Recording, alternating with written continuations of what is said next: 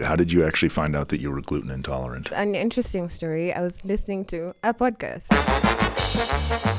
Growing up, I had the sensitive stomach in the family. So my brother and I, we had this belief that when you eat, you get a stomachache. And everyone else is just like, yeah, I don't think that's the thing that Kenyans have. I think, you've been watching too many movies. Oh yeah, we live in Kenya.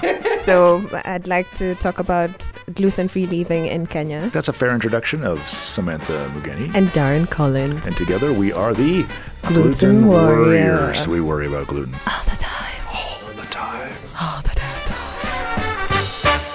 Hello, everybody. Welcome to the Gluten Warrior podcast with Samantha Mugeni. And myself, Darren Collins.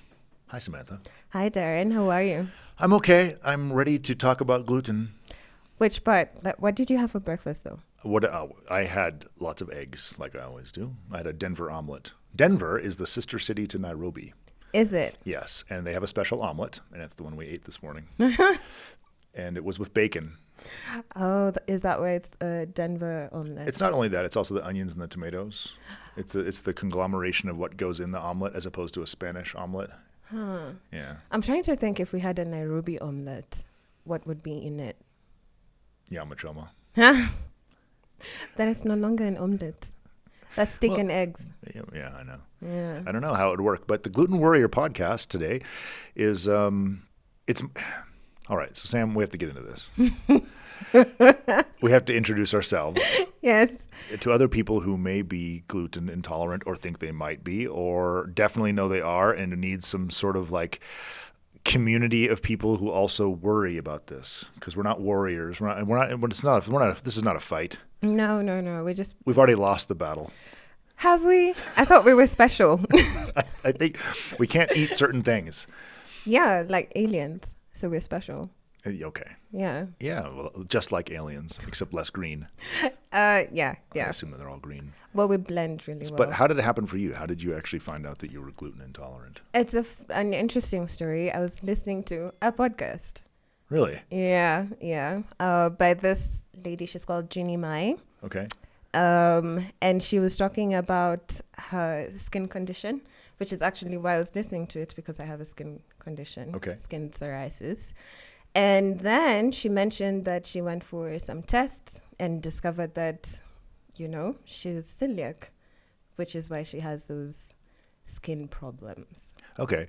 And so for the listeners, celiac is not the same as necessarily as being gluten intolerant, but it sort of falls under this big umbrella of gluten intolerance. There's allergies, there's sort of intolerances, and there's actually celiac disease. Yes. I believe I probably have celiac disease.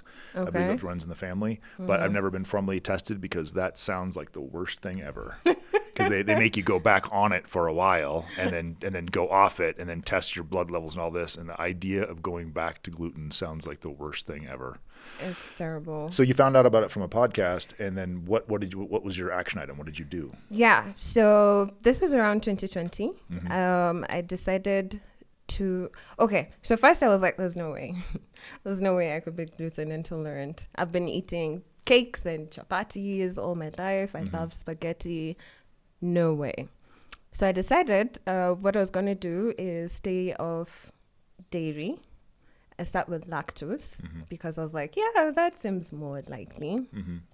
And I was off lactose for like a month and no change. I still had my skin problems. I was still bloated, occasional headaches. So I was like, okay, fine. Let me try staying off just wheat. Yeah. Okay. For a month.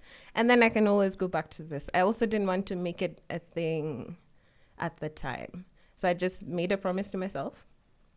I'm not going to interact with any wheat in my diet for a month. And by the end of the month, all the skin psoriasis, all the eczema, gone.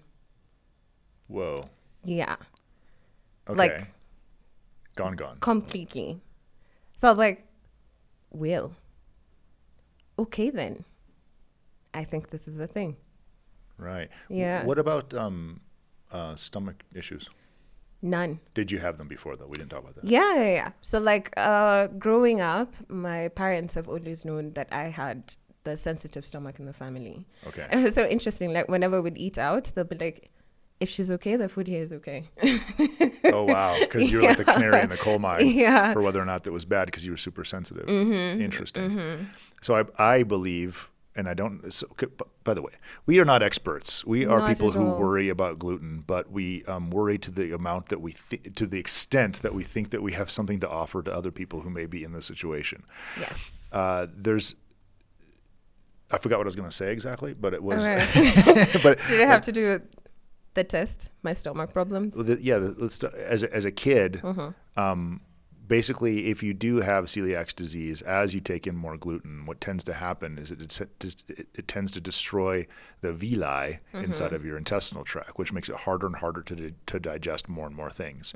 Eventually, what can happen is you stop actually absorbing nutrients because those little hairs inside your tummy or in your intestinal tract are what absorbs nutrients. You stop being able to do that. And so your vitamin deficiencies start acting up, or that is to say, you start to have vitamin deficiencies.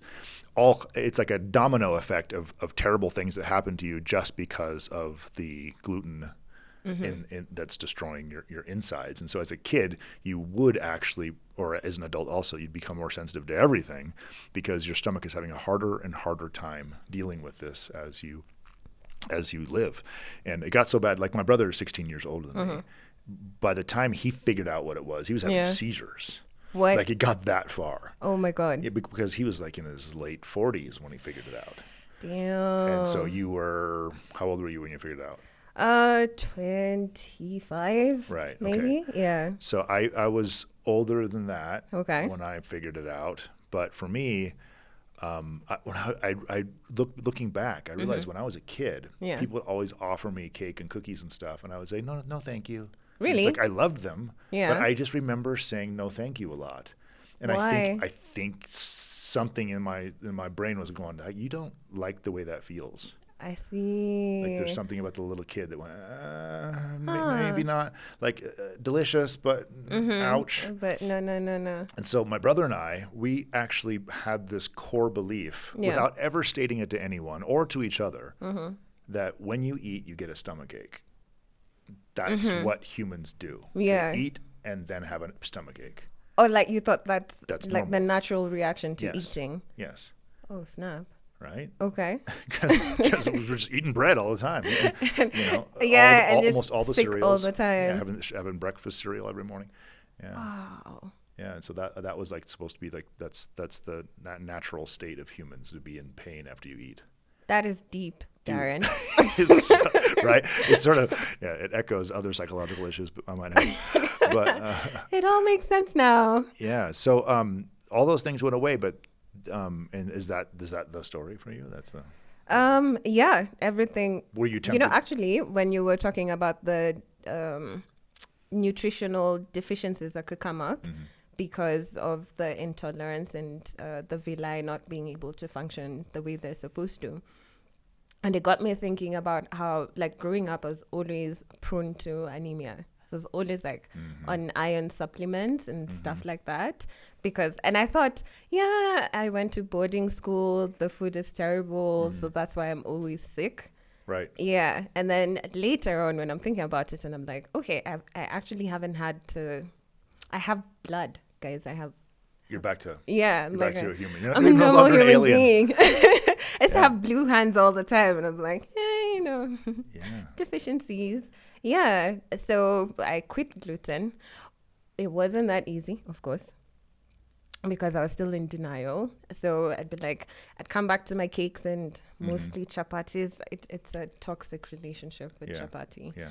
And then I'd be sick again, and I'd be like, okay, this time for real, I'm not coming back. It's like it's not convincing you. Not at all. The month of health wasn't enough. Yeah. And when you think about it, you're like 25 years of eating these things. There's no way. Yeah. There's no way. But eventually I quit. I think I did like 3 months of no gluten. And then I fell off the wagon and the reactions were more severe. Yeah. Yeah. It's like a slow burn through your whole life. And then when you quit cold turkey and then go back to it, it's like just being shot in the guts. Yeah. The way someone was describing it to me, since it's like an autoimmune disease, so when the gluten comes back into the system, it's like your body is fighting it, treating Shock. it like a disease, like a sickness. Yeah. I was like, damn, I need to do better for myself. Yeah. It's not worth it at all. And people don't get it because they're like, well, it's just a little bit. Like, no, a little bit, it's microscopic. Like even a crumb. Like when they put the toast on the plate and all the crumbs are all over my eggs, I'm like, fuck, I don't really, I got to send this back. When you're out and they tell you, you can just remove the patty of the burger, just eat that and then put the buns aside. Yeah. No, the bun, it's not. It's contaminated. Yeah, you think of it in terms of, I mean, it makes sense to anyone else. Like, well, there's not much there, so you should be all right. It's it's not a quantity not how it works. It's literally a reaction that your body has to that grain or whatever a gluten is. Yeah. And what is gluten?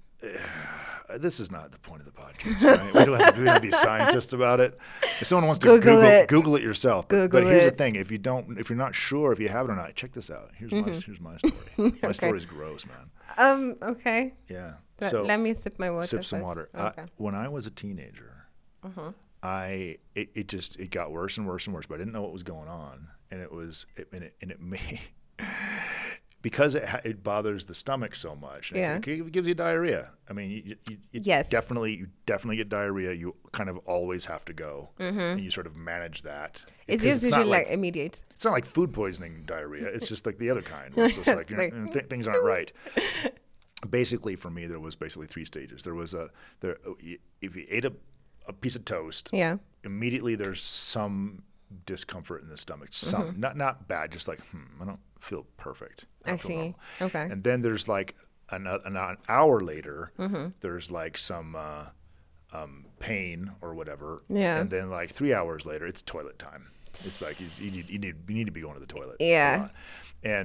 But also there's other things, and we'll get to that. But like exhaustion, like it'll tire you out. Like you'll be like, this night needs to end. I should not have had didn't know it was the spaghetti. But man, I'm exhausted. Like my body's just I just feel so tired. How long does your exhaustion go for? It can be days. Yeah. Yeah, for sure. Yeah. But here's the deal. It gets worse and worse and worse as time goes on. So as a kid, it's not that bad. You might have some pain, but as you get a teenager, it gets worse. Adulthood, it gets worse. Like I said, my brother in his 40s, like all the way to seizures. Yeah. When I was in high school, it made my butt sweat. So I would regularly have like a wet spot on my trousers. So I would wear extra long shirts so they would hang down so people wouldn't see. I didn't know what was going on. I just knew that I thought I had a sweaty butt. But it was so bad. So we'd go out as friends. We'd all sit out and have coffee together. We'd be talking, having a good time. And then I'd be like, I need to go to the bathroom so bad. But I don't want anyone to see me. So I got to walk out in such a way where no one can see that I have a wet spot like on my trousers. Oh my gosh. And I didn't know anything about anything. So I remember we'd go to this restaurant, it was Hagwood's. We'd all hang out there all the time. I would sneak back there and I would grab like a whole bunch of toilet paper and like stuff it. just hoping. So that you don't have like a stain. I had special like, what was it called? God. Antiperspirant deodorant that I just used for my butt. What? Just because I was like, I don't know why this is happening. But it's happening. I'm not telling anybody. But what it is the stress on the digestive system where it's just causing heat and everything else, whatever's going on. It just made me sweat. And I remember finally it was one time I was at a conference in San Diego, and I'd met this really cool chick and we were hanging out. And I stood up. She goes, "Oh, honey, it looks like you sat in something." And I was like, "Oh yeah, I must have." And I was like trying to impress this girl, and I was like, "Oh yeah, I definitely like must have sat in something." And I'm completely clueless. I have no idea what's going on. But my brother is older than me. At 16 years older, we have basically the same body. Okay. Except he's like muscular and tattooed and cool and everything, and I'm not. And I'm just basic. This. I'm whatever this is. But he's like my canary in a coal mine. And one day he finally he called me and he goes, "You have massive stomach problems?" I go, "Yeah." He goes, I think I know what it is." Oh. And he goes, "I think it's wheat." Now, this is before anyone even knew the word gluten. So this is, I've been off of it for over 15 years. Wow. There was a time when people didn't know that word. Yeah. And he says, wheat. And so he says, "Stop eating wheat, see how you feel." And I was like, "All right, cool. I'm glad I have this older brother who's just like sort of in Yeah. tune. But I still didn't know everything. And then like 8 months later, he goes, wait, it's not wheat. It is wheat, but there's the gluten inside wheat. Other things have gluten too besides wheat. And I was Okay. like, okay. And so he started naming. He says, I heard that modified food starch, some of that has wheat in it, or has gluten in it. So watch out for that. And so he just sort of became my guide. Yeah. And then at one point he said, by the way, no one knows what this is, Okay. but I've talked to some people who say there's a giant PR campaign coming and the whole world is going to know about this in about 9 months' time. And I was like, okay, like you're being dramatic. I'm like, but it happened. is this where I ask you how old you are? I'm 46. Huh. Yeah. That's okay. Yeah, it's still okay, right? Yeah. Still cool. Yeah, that's all right. So he, that was, it happened. The whole world all of a sudden knew about gluten. Like Yeah, there was it an became a thing. actual campaign. And so, but I've been really strict because it was really so bad. Because what I used to do, and when I was in my mid 20s, I was working for a puppet manufacturer, and I had an office job, only for like a year or two. I had an office job. Yeah, because I can't imagine you in an office. It's not comfortable. Yeah. And so Well, I work in I an visit office. your office once in a while, and I'm completely overwhelmed. Like, what's going on? Like so many people. So I used to eat biscuits and gravy, which is like liquid. That is an American thing. Yeah, that's like liquid gluten and solid gluten. Yeah. Only. That's all it is. It's 100% wheat with a wheat gravy. And I because I love the flavor, and I'd make like 8 of them, so a whole tray in the oven like this, and I would eat them all up, and it was a massive breakfast. Like it was like a kg of just wheat flour. Oh my God. And then I would go to work, and I remember going to work in the morning one day, and my boss came in, and he was talking to me, and I literally fell asleep while he was talking to me. I just go like this, and he's like, "Did you just fall asleep?" And I was like, "I think I did." He goes, "Are you on drugs?" I'm like, "I do downers in the morning." Like what? Yeah. No, that's Had not wheat. drugs. Have biscuits. But I didn't know. I had no idea. I was just absolutely suffering through life. Wow. And just I was so exhausted all the time. When I went gluten free, every single year since then, I've had more and more and more and more and more energy. And now at 46, I have more energy than I did when I was 17. Like, it's interesting you say that. Like, other than this morning when we had coffee, I generally don't take coffee in the morning. Like, I drink water and I'm good. Yeah. It's like, this new life. Yeah. That's fantastic. An energetic life. And so I think that was, I think that's my in a nutshell, my journey with it. Yeah. But the tricky part, of course, is getting other people to acknowledge, to Understand. believe it. They don't even believe it. Yeah. And I think you're lucky you had like your brother. And since you know it's in your family, you have like that family support. Yeah. For me, it took a while before I could convince my family that But only a portion of the family. I see. There's another portion who's just like, just pick it out. You know? And everyone else is just like, yeah, I don't think that's the thing that Kenyans have. I think, you've been watching too many movies. Right. And I'm like, There's a woman I know that my landlord, she used to always say like, oh, that's an American thing. Like, it's not an American thing. It's really Stop not. it. It's really not. Yeah. So I hope you guys listening also know that anyone can be gluten intolerant. So what saying. advice would you give to someone who suspects that they have like this disorder of unknown origin? Take it a day at a time. Like I would say, like if you're, if you experience gastrointestinal distress, if you feel uncomfortable after eating Anything. or you just don't know what the heck, you feel like your guts aren't normal. There's something off, but 'cause it's private. Like no one wants to talk about it. I mean, you can imagine as a teenager for me, like I'm not going to talk about butt sweat. No. It's not going to happen. Yeah. But you're living with it.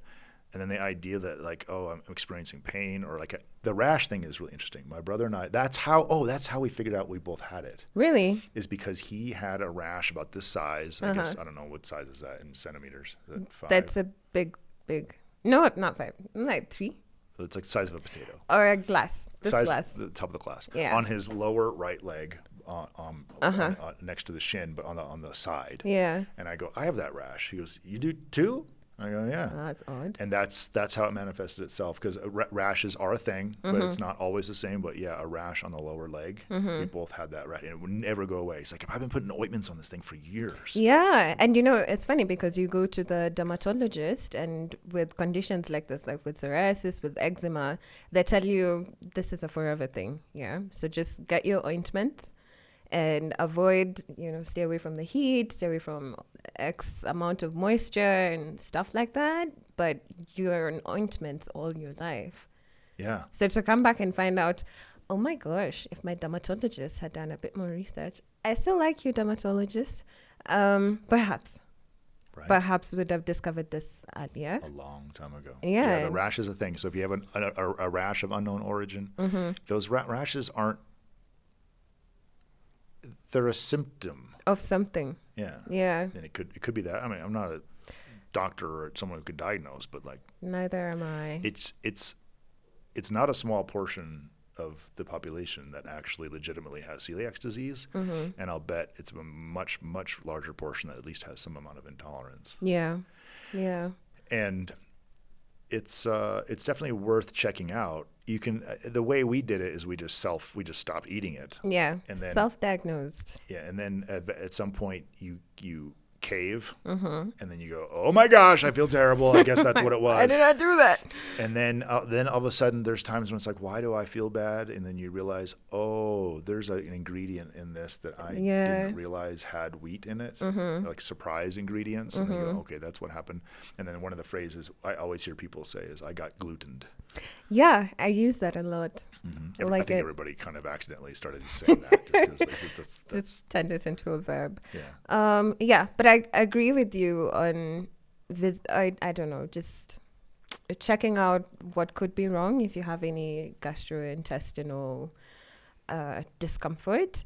I know for me, for the longest time, like whenever I would eat, say, chapati with like cereals, I would always blame it on the cereals, right? So I'd say, okay, I guess I'm not supposed to be eating beans. I shouldn't be eating grams and things like that. Yeah. And those are the good ones. Yeah. But then when you eat that with rice, you're okay. So it's like, I don't understand this. It doesn't hurt. Even if you have to do like a journal, just look at your food. A journal will help. Yeah. Here's another thing that is also interesting to me for guys is that a lot of people will say, well, I'm lactose intolerant. Well, it turns out I started to be lactose intolerant. There was a time when just ice cream and milk, couldn't have it. What? But when I went gluten-free. Yeah. Then you could went take away. lactose. Yeah. I think it had gone so far, my stomach had gone through so much pain that eventually it added a new thing. It said that you can't take milk either because you're not digesting it well.